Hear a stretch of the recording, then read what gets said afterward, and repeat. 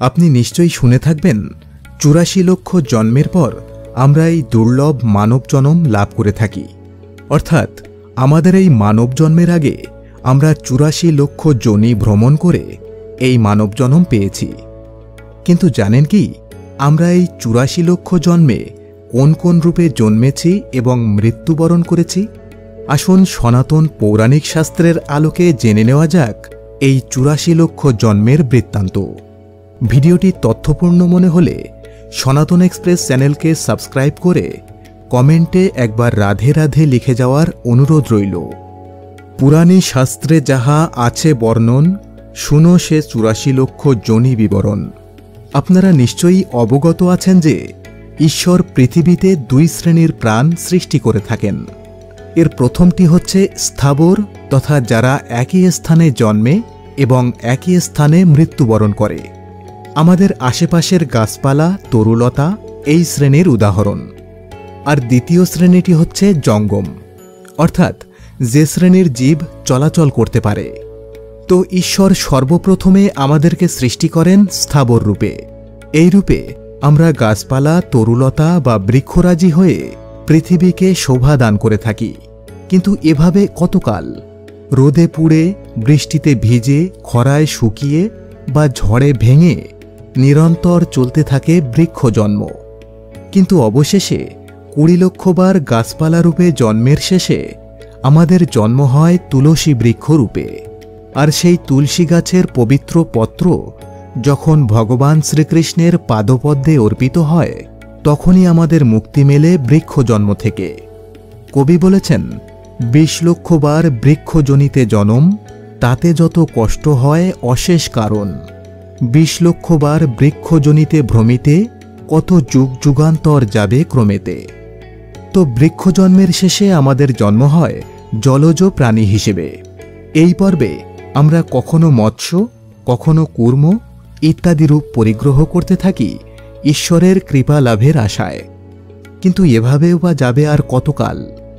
অবশেষে আসে মুক্তির সময়। ৯ লক্ষবার জলজ প্রাণী হিসেবে জন্মের পর আমাদের জন্ম হয় শঙ্খরূপে।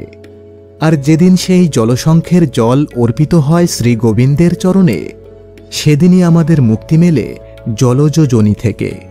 তাই কবির ভাষায়, মৎস্যে কূর্মে ৯ লক্ষবার জন্ম হয়, ভ্রমিতে পাড়িতে জীব কত কষ্ট পায়।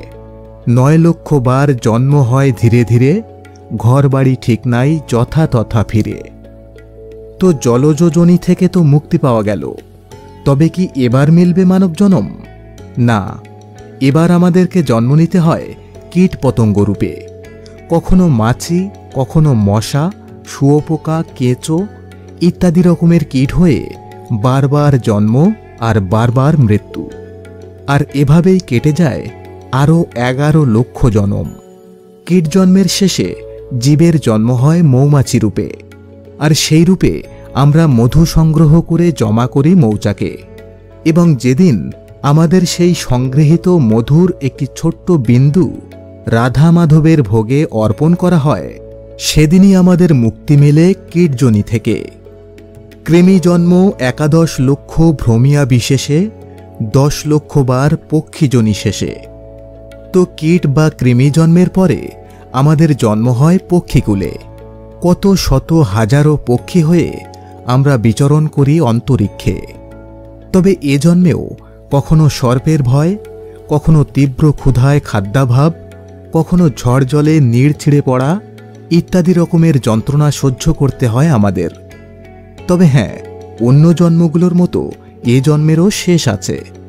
১০ লক্ষবার পক্ষীকুলে জন্ম হওয়ার পর আমাদের জন্ম হয় ময়ূর রূপে। আর যেদিন সেই ময়ূরের পালক মোহন বংশীধারীর চূড়ামণিতে স্থান পায়, সেদিনই আমরা মুক্তি লাভ করি পক্ষী জনম থেকে। কি ভাবছেন, এবার কি পাবো সেই সাধের মানব জনম? না, এবারও নয়।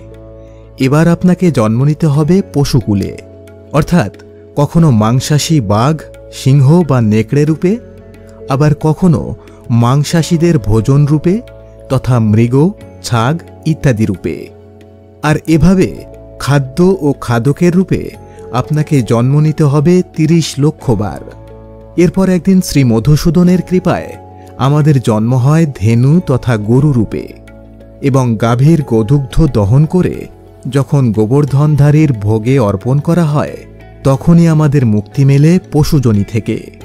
তাই কবির ভাষায় ৩০ লক্ষ বার জন্ম পশুর জনিতে, নানা রূপে কত কষ্ট পায় অবনীতে, অবশেষে গোজনিতে জন্ম যে লয়, এর চেয়ে উত্তম জন্ম পশুকুলে নাই। তো গোজন্মের পর আরও ৪ লক্ষ জন্মের পর আমরা লাভ করে থাকি আমাদের দুর্লভ মানব জন্ম। তবে এখানেও দুটি মত প্রচলিত। একটি মত বলছে এই ৪ লক্ষ জন্ম আমরা অবহেলিত মানব হিসেবে জন্মগ্রহণ করে থাকি। গোজনির শেষে পশুজনি নাই, মনুষ্যজনিতে এবার জন্ম তাহার হয়। মানবকুলেতে জন্ম ৪ লক্ষ বার, অপরূপ সেবারতা কহি সবিস্তার। তবে অন্য মতে গোজন্মের পর ৪ লক্ষ বার বানর জন্মে জন্মাতে হয় আমাদেরকে, এবং এভাবে ৮৪ লক্ষ জন্মের পর আমাদের জন্ম হয় মানুষ রূপে। তবে মানবকুলে জন্মলাভ করার পরেও যদি আমরা আমাদের আত্মাকে মুক্তি না দিতে পারি, তাহলে আমাদেরকে আবারও এই ৮৪ লক্ষ জনম পরিগ্রহ করতে হবে। জন্মিয়া মানবকুলে আত্মা না উদ্ধারে, পুনঃ সে ৮৪ লক্ষ যোনি পথে ঘুরে। বারবার জন্মলাভে কত কষ্ট পায়, শ্রীচরণ দাসে বলে নাইকো উপায়। তাই আসুন আমরা সময় থাকতে মহান ঈশ্বরের চরণতলে আত্মসমর্পণ করি এবং শুদ্ধ কাজ ও ঈশ্বর প্রেমের মাধ্যমে আমাদের আত্মাকে উদ্ধার করতে ব্রতী হই। এবং সবশেষে আরও একটি কথা না বললেই নয়, আপনি যদি নিরন্তর রাধে রাধে নাম জপ করতে থাকেন, তাহলে আপনাকে আর কখনোই এই ৮৪ লক্ষ জনম ভ্রমণ করতে হবে না।